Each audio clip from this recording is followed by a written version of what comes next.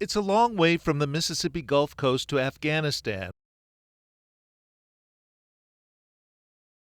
where America fought its longest war. I personally believe that we were going to be successful in Afghanistan.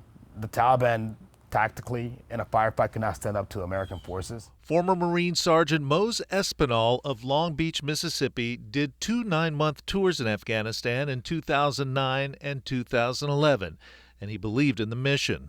Just about every boy and girl, every school-age boy and girl was attending school, which was something that was not seen in that district ever before. While fighting the Taliban, Sergeant Espinal and U.S. forces also attempted to build a new modern nation.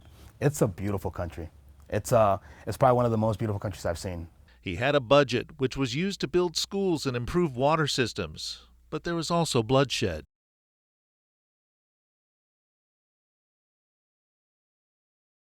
On our second deployment, we lost 17 Marines and a little over 200 plus wounded.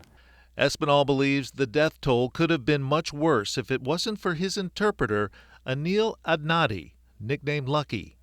Espinal says Lucky helped him communicate and navigate in a strange and hostile land, often fighting right beside him and his fellow Marines. Most of these guys, they've seen 5-6 years of extreme combats in the most kinetic areas of Afghanistan. Flash forward to August 2021. Though he was back home, Espinal felt he had to begin a new fight after absorbing the disappointment of the fall of Afghanistan and the Taliban push into the capital of Kabul. It was pretty much impossible for them to make it through the crowds and get to the gate.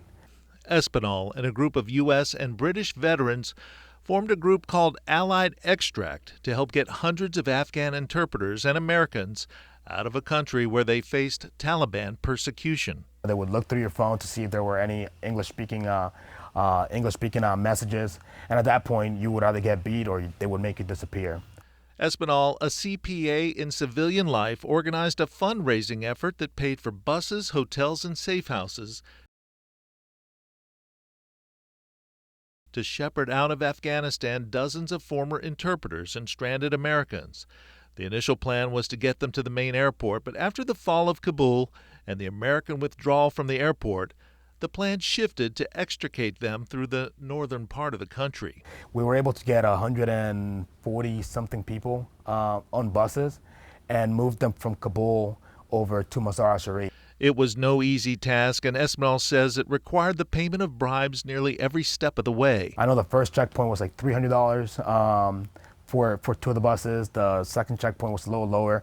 While the operation succeeded in getting dozens out, Espinal's own interpreter, Lucky, was left behind. I still had my personal interpreter there. We have to get the ball moving to get these people out. Through a large international network, which included a team inside Afghanistan, Allied Extract came up with a plan to get Lucky and his family out through Afghanistan's northern province, but it was fraught with danger. For the longest time, there was no movement.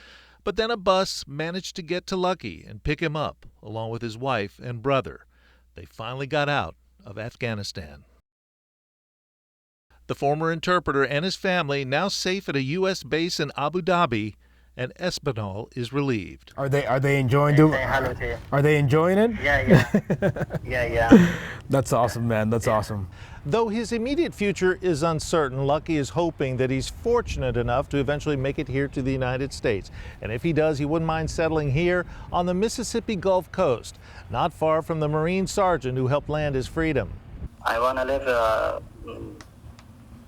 in city which my brother Espinal is living.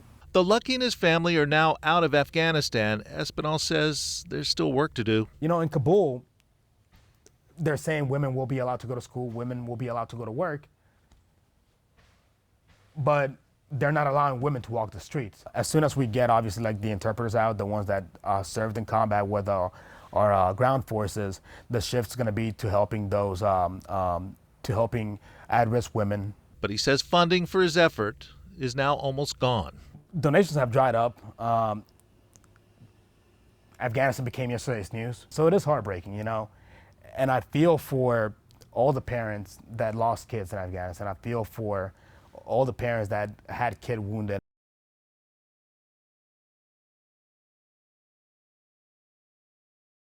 For now, Espinal says Taliban persecution is strong, with the government promising to bring back executions and amputations. I truly believe we're worse off now than what we were back in 2001. But Espinal remains hopeful that someday the seeds planted by the Americans will take root. I hope that those kids that are growing up there now actually get an opportunity to be kids, to go to school, to choose a profession of their choosing. Rob Masson, Fox 8 Local First.